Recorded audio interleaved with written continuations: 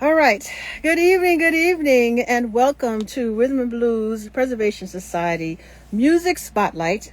I am Queen Diva. I am the artist in residence, and I am also VP COO of this wonderful organization. I see that my guest today is here, and I want to put him on. Let me put you on. My guest today is Eric Reed, pianist, composer, now professor. Uh-oh. Let's see. Look at you. Look at you. Ida, please forgive me. I am so sorry. This academic thing has me shook. I have no my life is not my own. All these children, they taken all my energy and all my time. I am so sorry. Please forgive me. Please. Listen, I am not mad at all. I was having technical difficulties trying to get this thing on. I said, well, let me turn off. Let me go back on. Let me turn it off, turn it back on. I said, wait a minute. Where is Eric? I'm so sorry. So sorry. I'm right here. My apologies. I'm so happy to see you. I'm so happy to have you on. It is Happy Jazz Appreciation Month to Happy you. Jazz Appreciation Month to you too. And happy Women's Appreciation Month last month. That's right. That's right. It was a wonderful March. We had a lot of great things. We had a lot of great people actually on Wonderful. last month on our show. Uh, Okay, we're gonna get right into it. Hopefully I won't still have technical difficulties. I don't know what's going on because I never have technical difficulties, so I don't know. All right, so we're gonna start from the beginning. We're gonna yes. start from the beginning. When did you fall in love with jazz? I'm going to tell you a story. When my sister Leslie was about 8 or 9 years old, she was in love with the music of Billie Holiday. Mm. And when she found out that our parents were pregnant with me in the fall of 1969, she used to take her headphones and she would have Billie Holiday playing on the record player, and she put the headphones on my mom's stomach. Mm. So from the moment of conception, I was in love with jazz. Look at you. Look at I, you. I was in love with it, but in a more conscious state, once I became flesh. Uh, the first music that I recall hearing was church music. My father was a preacher, and he sang in gospel quartets and things like that.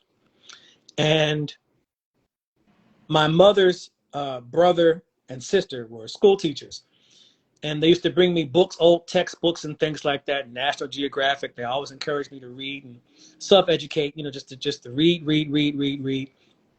But they also saw that I had a talent for playing piano. So they used to buy me records at flea markets.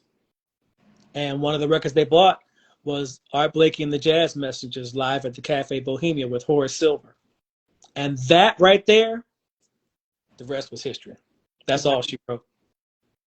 How did you gravitate to the piano in particular? I mean, how did that happen? It was there. It's a funny thing about children. When you expose them to stuff, of course, this works negatively and positively. When you expose them to stuff, they're like little sponges. They just absorb things, and they'll pick up toys. They'll bite your hair. They'll they'll gnaw on your clothes. They develop their sense of taste or their personal preferences about taste at an early age. Uh, they pick things up, and you can't let them hold pencils because they're too sharp. But you can let them hold stuffed cloths and things like that, and little toys and things. And I wasn't really into toys. I saw that piano over there at my neighbor's house. My neighbors, we lived in Philadelphia, and in the row home style, our front doors face each other. So I come out of my door, I'd be looking right at their front door. And they used to babysit me when my parents were at work and my siblings were at school. And I climbed up onto the bench and just sat there, and played to my little heart's content. And then over time, it started to turn into music. They had the radio on, and I heard "Lean on Me," Bill, Mm. and I started plunking out, do do do do do do do do do do do do do, and my neighbors were like, they snuck out the house. They said, "Jackie, you got to come hear something." Like, oh, what did Eric do? Because she had just gotten home from work. What did Eric do? Did he break something? It's like, no, no, no, no, no. Come here. And she would just poke through the screen door. Just, was looking through the screen. And I was there plunking out this melody. My mom was like, is that Lean on Me? And Miss Betty was like, yeah, he's playing music. My brother played guitar. My father sang. There was always music in the house, So it's just one of those things. And I mean, my story is not unlike the stories of many of my college students, the students that I teach at UT. It's not unlike the stories of, young Aretha Franklin and Marvin Gaye and Donny Hathaway and Michael Jackson. Music was in the home, and it was our escape. It's what we had, and we gravitated towards it. How old were you around that time when you did the Lean on? How old were you then? 3. 3. Yeah. So you were a prodigy. Well, I think technically that's the word that they use, but it's not a word. I shy away from that word. Why? I don't know. For me, not coming from you, but for me, it feels pretentious. For me, it's a personal thing that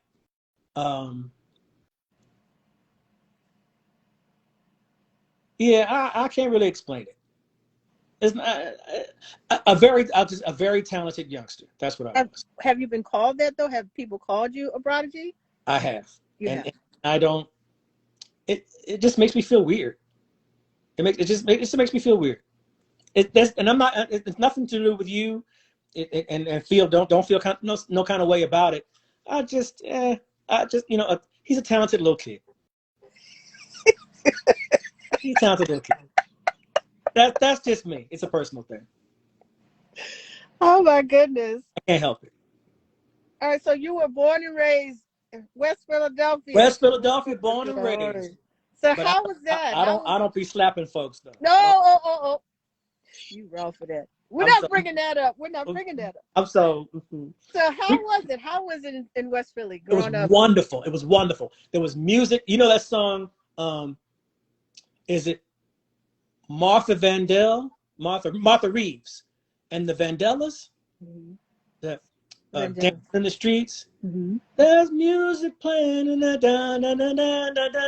Dancing in the Street. Philadelphia, PA, Chicago, and there was music everywhere all the time. In school, in church, block parties. My brother played in the garage band with some other guys in the neighborhood. Music in the house, music in my neighbors' houses. We were in church 8 days a week. There's just music. Because you know what?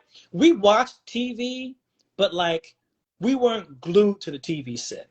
Not in the 1970s. Mm-hmm. We had our favorite shows. My mom had the daytime soaps, One Life to Live and General Hospital, and my father liked to watch the Beverly Hillbillies and Andy Griffith, and my brother liked to watch Miami Vice. That was his show. And what was my favorite show? I like to watch, cartoons.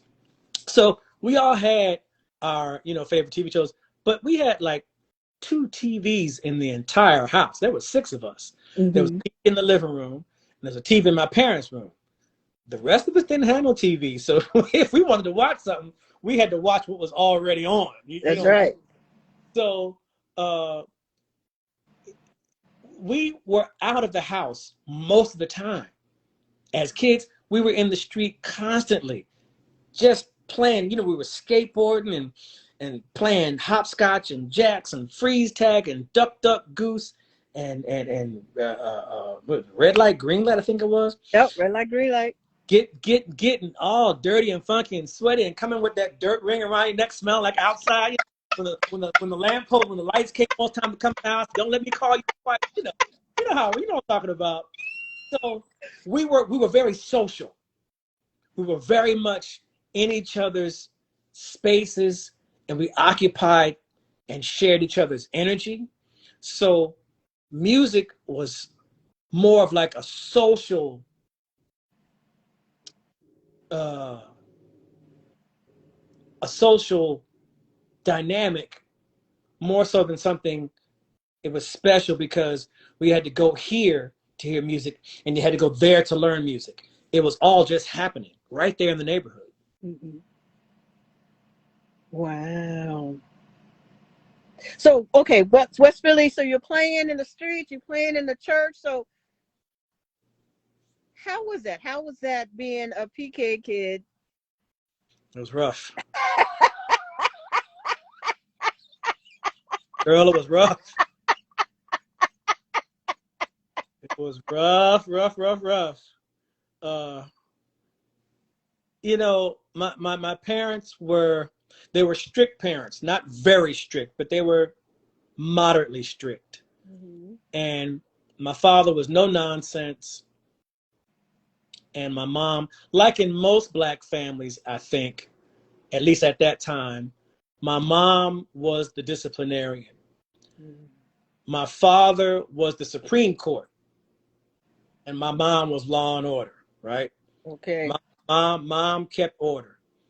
And if you acted up enough, then it was time to take it to the highest court in the land, my father. Oh, my. And if Pop had to get involved, well, then there was going to be a problem. And the sentence is death. Death. Death by butt whooping, Oh, my goodness. But my mom was usually the one, she was usually the one handing out sentences, But very, we had a very regular kind of existence. There was my brother and my two sisters and me and my parents. And contrary to the general narrative about Black families, my father was in the home.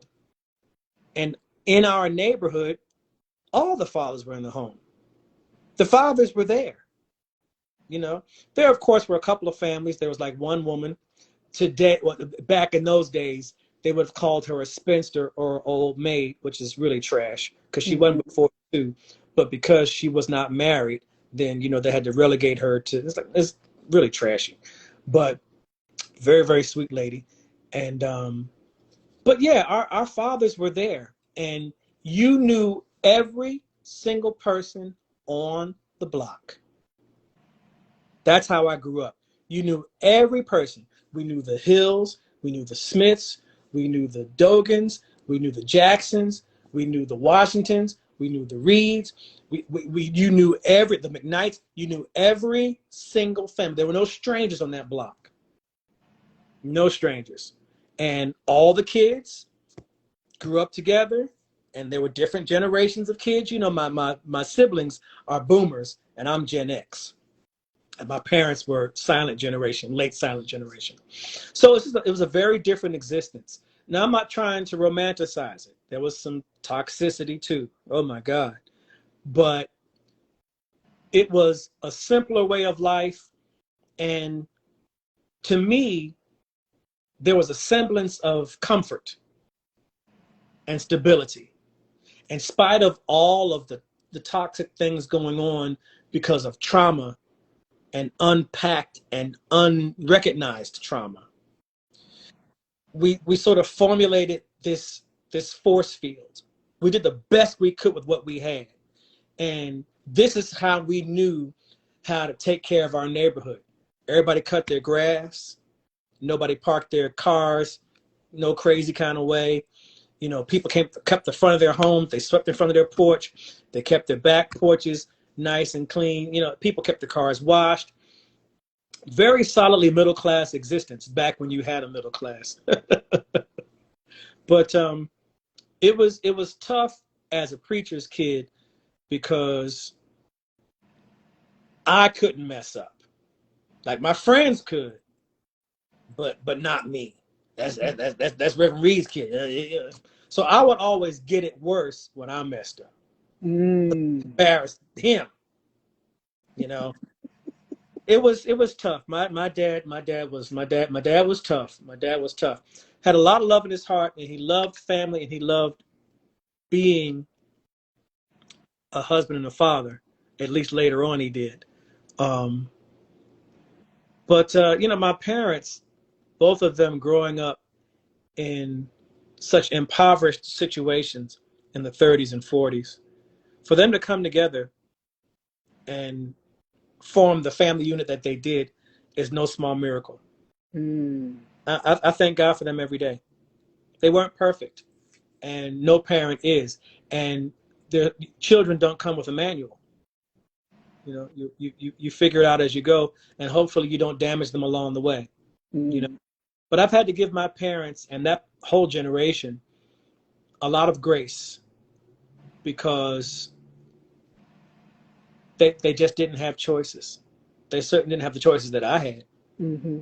You know, uh, and they raised me and they sacrificed so that I could have choices. I get it. I get it.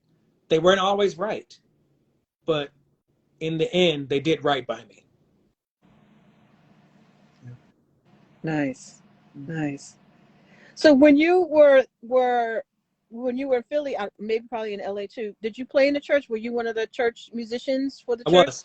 I was little Eric Reed, 10 years old with a mustache.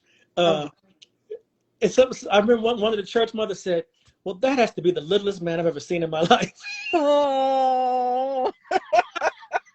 I was about 4'9", 4'10", 9 years old. My feet could barely touch the pedals, and there I am, plunking out these old hymns and these old gospel songs by Edmund and Walter Hawkins and Andre Crouch and James Cleveland and the Ward Singers, and these old hymns and these old gospel songs by William Bradbury and Fannie J. Crosby. Yes, Jesus loves me, and I must tell Jesus. Playing all these songs and playing all of them by ear, and it was nothing. I didn't think anything of it, So like I said, when you use the word prodigy, I didn't think of it that way. Mm. It was just this was something that I could do, and people made a big deal about it. But unfortunately, there was a negative side of that in that I was not really given. I didn't really have any agency to be a child Mm. because I was playing like a grown up. So people oftentimes tended to relate to me or try to interact with me as an adult. So I'd play the piano and I'd play a whole church service. And then after service was over, I'd be out with my friends running around screaming and hollering. And one of us would fart and we'd laugh, ah, ah, ah, ah, and they'd look at me like something was wrong with me. I'm like, I'm 9 years old. What olds do? We laugh at farts. Yes, but you have to set an example. No, I don't. I'm 9. Not at You have to 9. set an example. Oh man, I didn't. I mean, I had a childhood, but then again, I didn't. You know what I mean? Mm. Like I was able to play with my friends and you know do silly things, but there were expectations that I think were kind of unrealistic of me at that age because of this unusual talent for somebody my age at that time. Mm. It was tough. It was tough. I was put in a lot of grown up situations way too soon. So how did that help mold you as a musician? Your experience as a young, you know, I musician in learned, church.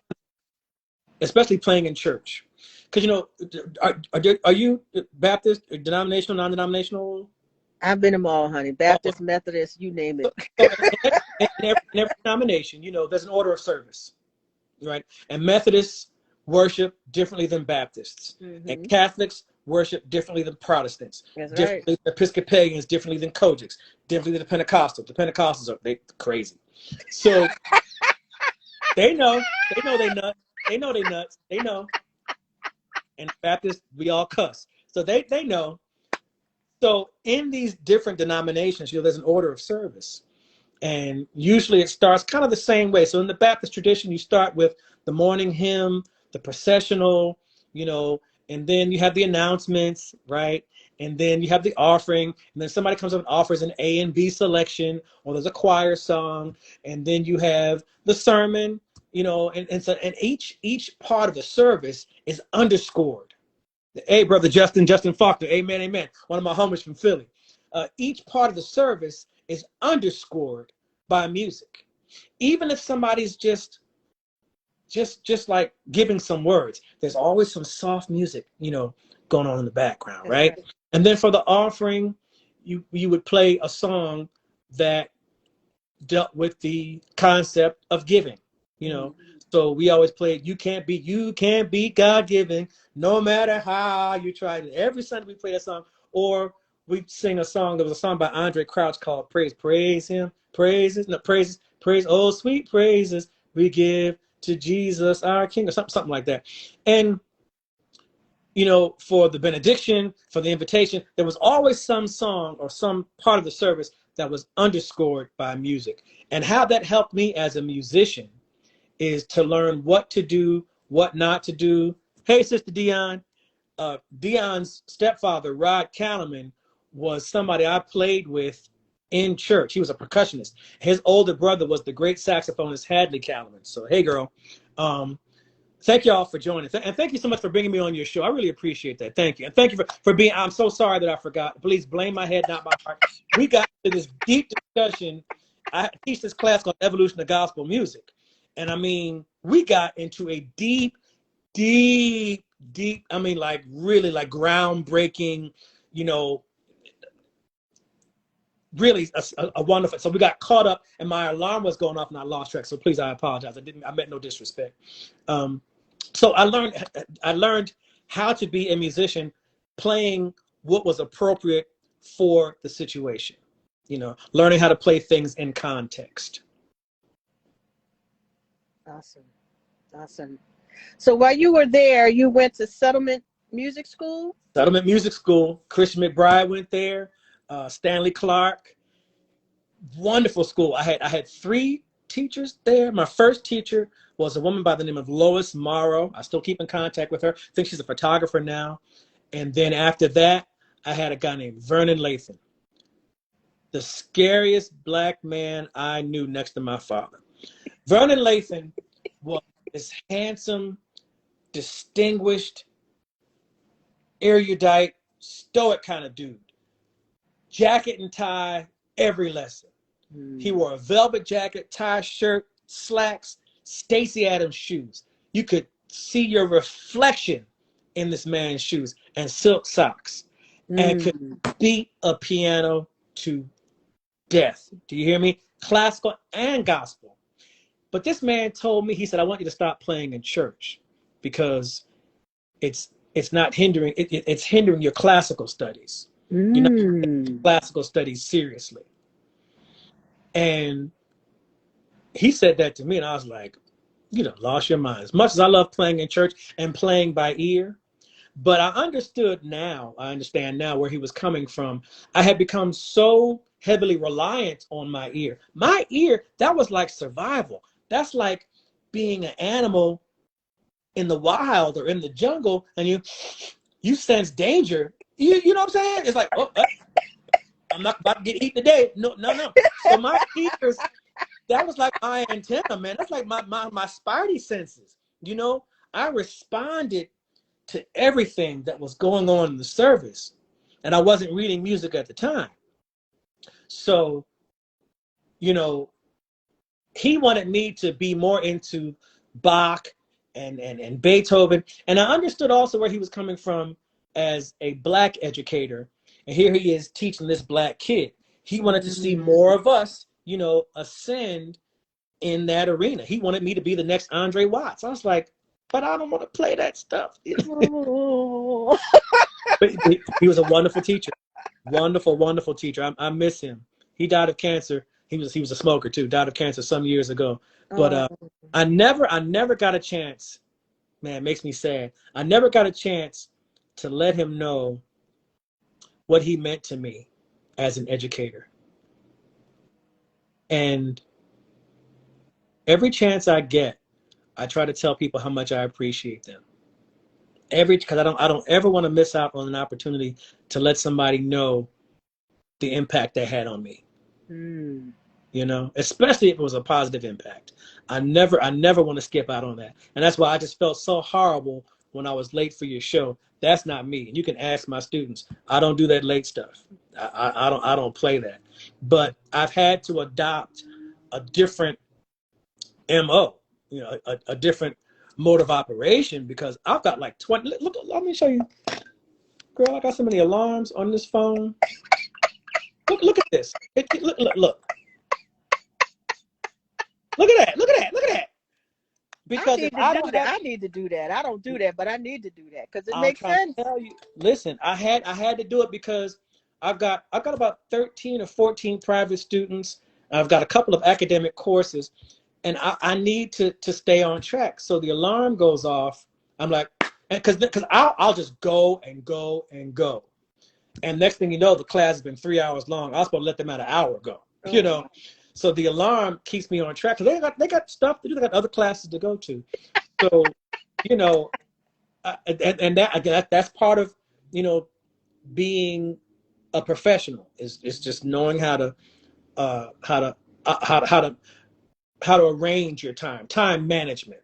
Time management. And my time management it's been struggling. It's been struggling because this academic thing is all consuming. I'll be Mm. waiting for them spring breaks. I'll be like, yes, yes, Jesus, thank you, thank you. Oh my goodness, because these kids wear me out. Wow. They're so curious and they've got so many questions. How do you do this? What do you think about this? Can I try this? I'm like, read this book and get away from me. you know, I love it, but I mean, by the end of the day, I am spent. Wow. They have sucked every brain cell that ever stored information out of my head, and I love it though. I love it because I'm using my brain and my skills and my mind in a different way than I'm accustomed to when I was out there on the road going at it. 150 dates a year, just gone, gone, gone, gone. And now I get to exercise a different part of my brain. And hopefully I'm sharing useful information and useful tools for this next generation that are going to take the music, God knows where, but they're going to do great things because they can already play. I mean, they can play. I mean, just the piano players, Aaron Deal, Isaiah Thompson. Uh, there's this kid, Tyler. What's Tyler's last name? He just started at Juilliard. Okay, Tyler, I can't think of his last name. Young kid. Um, uh, Sean Mason. Uh, uh, oh gosh, Julius. What's Julius's last name? I can't think of Julius. There's just some. They're out here. They are out here. And for a while, it was looking a little bleak. It's like, who's this? Somebody's saying something. Well, here's your impact on me, Eric. You ran circles around me and wore me out using every denominational influence, all modulations in every key. Thank you. I appreciate you. Michael Price, one of UT's finest young musicians in the program. It's a small program, but it's a good program. Our faculty is lit. We got Greg Tardy on saxophone, John Hamer on bass, Jack Robin on guitar, Keith Brown on drums, Vance Thompson is our trumpet teacher. He also does big band. We have an amazing faculty, and these students, they bring it. They do not bullshit. They come to class, excuse me for being explicit. They come to class ready to do it. We instituted a jam session at the beginning of this semester. Classes are long done. They're finished. The session goes from 7 to 9. 9 o'clock, they still want to keep going. I was like, I'm going home because I've been here all damn day and I'm tired. And it's about to be my bedtime in an hour. I'm going home. They'll be up on campus till like 1, 2 o'clock in the morning working on tunes. Yeah, God bless you and your ministry. You got that. I'm going to bed. I'm going home. Y'all can have this.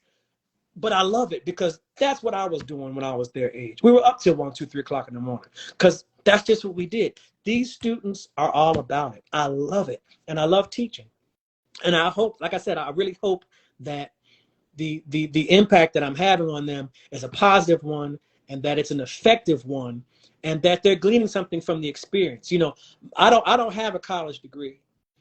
So all of my learning of the music came in real time.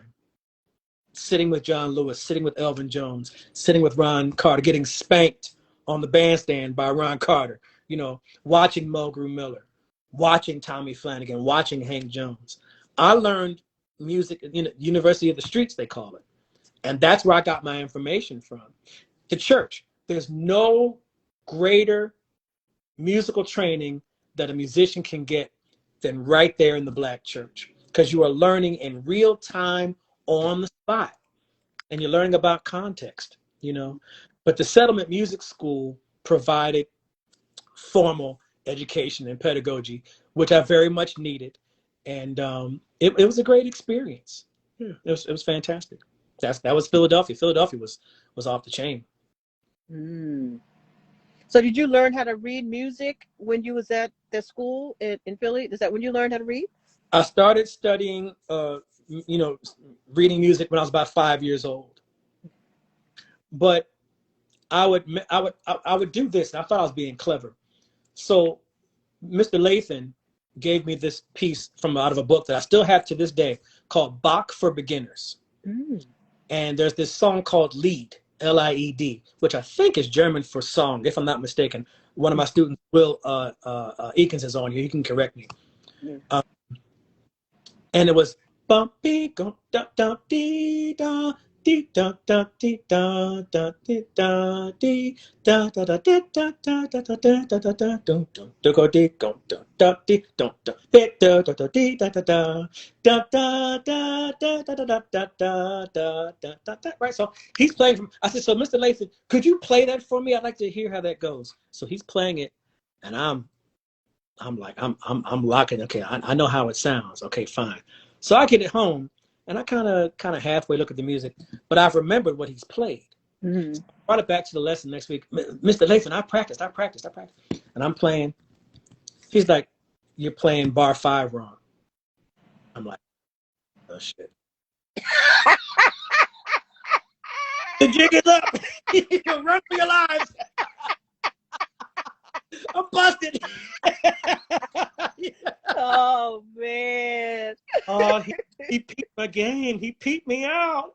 And of course he was going to know. But I was trying to do it all by ear because that's what I was accustomed to. That's what I was used to. But what he was trying to get me to understand is that it was making me lazy. I could not always rely on my ears in every situation. I wasn't going to always be in a situation or in a scenario where somebody's going to be able to play it for me first. Like in the studio, like studio work is like that. They put music in front of you and you need to play it because time is money. We have 3 hours to get this session done. And if we go over 3 hours, we're going overtime and we're not paying you overtime. So we need to read this once, twice, maybe a third take and then get out of here or get on to the next song. So you got to be able to sight read. And that's one of the things That's hard. that we try to stress down here at UT in Knoxville, University of Tennessee, is we try to not just encourage and engender an environment or a space for good playing, but also for good musicianship, being professional, knowing how to read these parts and transpose. And sometimes you got to transpose stuff on the spot. And we're hopefully trying to encourage them to explore all of the opportunities, all of the options. I was just teaching I've been in school since like 12 o'clock this afternoon.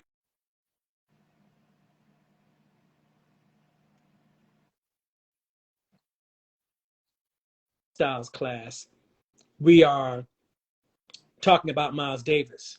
And the class is basically structured to analyze and discuss solos and the playing styles of these great musicians. And you can't do that in a box, though. You can't analyze the playing of Miles Davis without first knowing his life story. Mm. What kind of things, what was he going through? Where did he come from that allowed him to get to the horn? What prompted him to get to the horn? What prompted him to practice? What prompted him to seek out Charlie Parker? How did he wind up playing in all these bands in St. Louis? What was going on at the time? All that stuff is necessary if you're going to analyze anybody's playing. What has influenced the playing, right? Mm-hmm. And I was explaining to them and trying not to get too dark, but you got to lay the truth on these kids, and they can accept it. They can dig it. You see their eyes, they get kind of wide when you lay some heavy shit on them, but they get it. That you can just trust that these kids today, they get it. And I was explaining to them how different it was being their age, coming up playing music, and that the opportunities were different because a lot of those older musicians were still alive, giving us these opportunities to play in their bands. So Dexter Gordon, Art Blakey, Clark Terry, Betty Carter, Dizzy Gillespie, Elvin Jones, Ron Carter, he's still with us, Sonny Rollins, Ahmad Jamal. Wow. These musicians were hiring younger musicians. That's right. And giving us the grace to learn and sound like trash on their bandstands. God bless them. Mm-hmm. But those guys, those musicians are gone now. So a lot of them are having to, jazz, unfortunately, is not sustaining enough for them to just play that. They have to play a wide variety of things. They have to be more diversified today. But I'm a jazz head, and that's what I'm going to teach. I'm all for musicians being diverse and making themselves marketable, but I'm also for being serious about this music. And that's what I'm going to teach. And if you're going to come to me to learn this music, then this is what we're going to go through. You've got other, facets and components of the music department that will allow you to deal with other stuff. But you come to me, we're dealing with jazz. And maybe a little bit of gospel music. You got to take the evolution of gospel music for that and join the gospel choir next fall. But yeah, I'm these students are about it, and I'm about them. So I'm very fortunate. I'm very, very, very, very blessed, man. So this hour went by so fast. So we got 9 minutes left. 9 minutes. Not too much. There's so many more questions I wanted to ask, but it's just you were just so awesome in answering the couple that I asked. Well, we have to do a part two. Okay, let's do a part two. Please. Lord have mercy. Ooh, I can talk. Can I talk? It's wonderful. You are a dream guest. Let me tell you, it's so much better for you to talk than to try to pull an answer out of you. Okay, all right. Believe me, trust me. You said it. Okay, I'll take your word for it. So jazz appreciation. Why is it important that we appreciate jazz? Why should we have a month of appreciation? You know why? Because Europe gets it. Japan gets it. South America, they get it. Australia, they get it. You know where they don't get it? Here in this country. Our music is appreciated more outside of this country than inside. Now, we do have people that appreciate the music, but as far as the arts go, jazz is still scrounging around at the bottom of the barrel. We're underrepresented. We're no longer in pop culture like we once were in the 40s and 50s when jazz was hip and cool. And Americans need to appreciate it because it's American music. This is ours. This is our stuff. And specifically, It's black music. And that's one of the main reasons that jazz is underappreciated is because it comes from black people. And let's just face facts. America has a hard time dealing with what has always been the question, the Negro issue or the Negro problem. You know, it's always been a thing. It's always just been this contentious thing about what do we do with these black people? What do we do with them? We're not wearing them down like we thought we could. They wearing some of us down, but you know, so we need appreciation, and not just a month. We need it every single day. But it's important because this music has been the foundation of so many other musics that have come out of it. And jazz has influenced gospel. Jazz has influenced pop and rock. And all of the things that come out of jazz, hip hop and bebop and everything that comes, that's an extension of jazz music, it's an extension of black music. It's out of black culture. It's the right thing to do. Well, you know, on that same vein, this organization that we have, the Rhythm and Blues Preservation Society, it's been around since 2018. And I joined on board last year. And wonderful. I'm the artist in residence for this organization and VP COO. And so our mission is to preserve black music culture one record at a time. Awesome. So awesome. That is our thing. So with that said, why do you think that is important for us to preserve black music in America, including jazz? Why is it important? Because if we don't, it's going to be white music. And here's what I'm saying. If we don't talk about Louis Jordan, he was like the original R&B guy. If we don't talk about Aretha Franklin, if we don't talk about Duke Ellington, if we don't talk about Louis Armstrong, pretty soon, all these musicians will just be white. Because unfortunately, whiteness, I'm not talking about white people like individuals. I'm talking about the construct of whiteness. Just takes everything and appropriates it. Next thing you know, all of a sudden, black folks are written out of the picture. There's a move against critical race theory, against CRT, by many, especially a lot of the religious folks, a lot of white church folks who want to vote to keep the education limited. Let's just say they want to dumb it down. Mm-hmm. A lot of them are actually trying to say, let's stop teaching about slavery. Slavery was in the past, it's over, so there's no reason to teach about it anymore. This is their argument. Mm-hmm. And it's like, all this white fragility is really, it's getting annoying. Mm. It really is. And I'm pretty fed up with it. So I'm reevaluating some things in terms of what I see for myself down the line, because they're organizing, and they're the enemy. So you have to know your enemy and be prepared to fight, because they're trying to go through legal channels, educational channels to change the narrative, basically support lies and to hinder and hamper the truth. And that won't stand. So please continue to preserve. It's important for that reason, because if we, like somebody asked me, I won't say the person's name, what has so-and-so done for the black community? I said, I'm no longer concerned about anybody else doing anything for the black community except black folks. I don't care about Biden.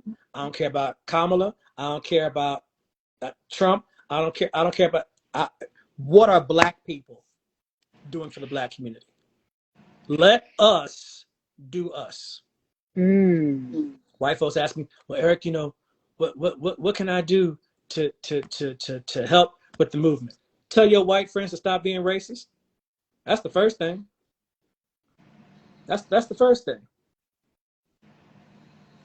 You know, the ones that are obviously, but yeah, I'm tired. I'm tired. What I am is, and I'm gonna say this, and you can forgive me in advance. I'm tired of the bullshit. That's what I'm tired of. But I'm not too tired to fight. Soon I will be. But in the meantime, I'm gonna fight. I'm gonna fight. And here's my thing. Let me tell you how serious this is for me. There's no job that anybody can entice me with or wave in front of my face to keep me quiet. I will be a homeless activist. I don't care. I don't care. Nobody can say to me, well, you can't teach that. You can't talk about that. Otherwise, we won't let you in here. I don't need to be in there then. If I can't speak my truth, I don't need to be there. And thank you very much. I'm so well past. I am entering the age of giving zero F-bombs. I'm getting there. I'm not there yet, but I see it around the corner. I see you. I'm gonna be there in just a second. Just you hold on. You hold on. I'll be there in just like about 5-6 years. I will be there. But I don't have time. I don't have time. I don't have time. I don't have time. I don't have time. All right. One last question. Yes, ma'am. Why is it important for people to support the Rhythm and Blues Preservation Society? Why should they donate to us and this cause, this mission that we're on? You have to support music and musicians. It's important to do that. And again, for me, I'm a historian. I love history. I love reading about all, and the more I teach, the more I learn. I wind up learning more than I'm actually teaching, and I'm having a blast. And my students are teaching me. I'm having an awesome time. Knowledge is power. And this particular knowledge, whatever your artifacts are in your archives and things that you'll publish and doing these Instagram live things, these things need to be preserved so that folks will know where we came from. We can't ever forget where we came from. And it's not about living in the past. It's not about that. It's about learning from the past. But the past has to be documented and it has to exist. It has to exist. So many questions that I wish I had asked my father. He's gone now. He'd have been 89 years old if he was still alive. He died 20 years ago. So many questions I wanted to ask him about his childhood, how he grew up, where he grew up. And I either thought I had more time or it wasn't important to me at the time. And now I absolutely regret it. Roy Haynes is 90 and change. Sonny will be 92 this year. Ahmad Jamal will be 92 this year. We just lost Barry Harris. We lost a lot of folks. And I heard somebody say, every time an old person dies, a library crumbles. Think about the people, like my mom. My mom's 85. She's a walking library. And every now and again, and I just sit and it's her and my Aunt Charlotte and my Aunt Hazel. All their husbands are now gone. The last husband just died a couple of weeks ago. These three women have known each other since the crib. And they're all still alive. They're still healthy. And I asked them questions. My mom was telling me something about growing up in Roxborough in West Philly. And she was talking about how, what was she talking about? She was just talking about something as simple as butter. She says, butter tastes differently today. I said, what are you talking about, Mama? Because sometimes I agree. She said butter tastes different than it tasted in 1940. What are you talking about? Butter is butter. She's like, no. it tastes different. And I kind of just watch her, and she kind of laments and reminisces, and kind of looks off into the distance, like, "Mama, don't walk into the light, not just yet. We ain't ready for all that. Get your tail back here. Stop. No, we're not ready for that. We're not doing that right now. We're not doing that right now, Mama. Sorry. But what she told me something recently about, what was it? Something about driving or gas, or back when gas was 8 cents a gallon, or just some craziness. And I love hearing her talking about that stuff. And she's not living in the past. She's living her best life. She's living her best life. She goes to church every Sunday. She gets dressed up. She goes to the senior center. She works at the library. She goes. She goes. She's still driving. Where She is don't drive. she? She's out in California. Okay. So we have to preserve these things, like in documents and things like this, because once they're gone, they're gone. We won't have people to ask questions anymore. So get all that information now, right? Donate to these organizations so that you'll have the resources and the funding to archive these things and support these things the right way. Thank you so much, Eric. Thank you. It's my pleasure. Thank you for having me on. And I apologize one final time for being late. I was mortified at myself. I got to give myself a nice talking to in the mirror tonight. No, it's all good. I was having technical difficulties before you even came on, so it's all good. I thank you so much for joining me My on pleasure. our first you're the first interview for the month, for Oh, Jazz awesome. Thank you so Appreciation much. Month. And Thank you. I'm so Will glad this that be it gives you, will this be yeah, archived? just as soon as it's done, I will archive it, and many people can watch it afterwards. So we just I really want it. thank you for That's so awesome. coming and being here. And it's great to see you. I have not seen you. Know the last time I saw you? When? At Borders. 1990s? 2000s? 1998. That's a long time. Yes, that's when I met you at Borders, and I had you autograph my big old poster for Wow. Pure Imagination. I still listen to Pure Imagination to this day. That is my favorite. You have You a know, whole lot of albums, but I listen to that one, and I listen to that song over and over and over. thank you. I don't like being referred to as a child prodigy, but I'm gonna tell you one thing. I put my foot in Pure Imagination. Did you? I did that one. I did that. Give me my thing.